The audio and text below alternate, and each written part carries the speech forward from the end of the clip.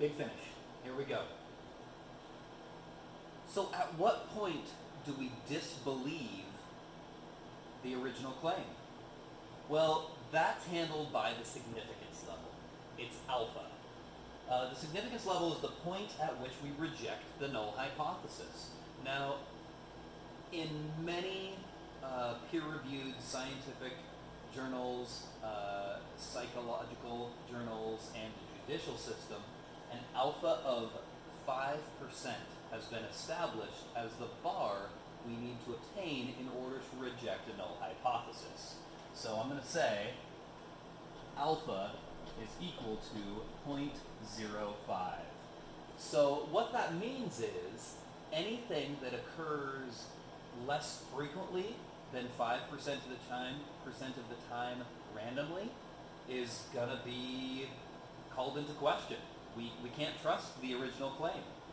So going back to my now it's looking like not so awesome pizza delivery service, we saw that the result that we were seeing, that 22 minutes, happened 1.4% of the time randomly if we were to believe the original claim.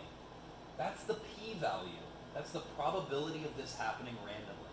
Only 1.4% of the time will we see something like we actually recorded in our samples.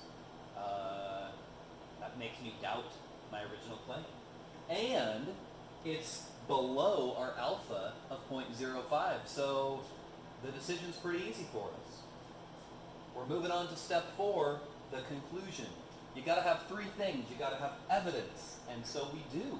We would say the p-value, or the probability of 0.014, 1.4%, is less than alpha at 0.05. So it's happening in that danger area where we just don't believe things.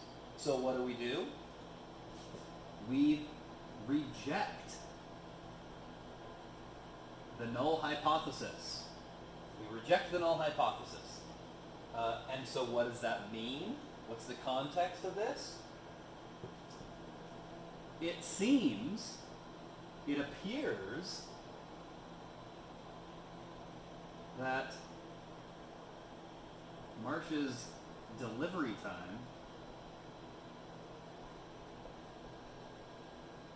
is greater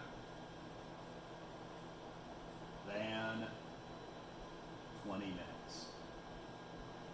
Okay, so that's the whole process right there.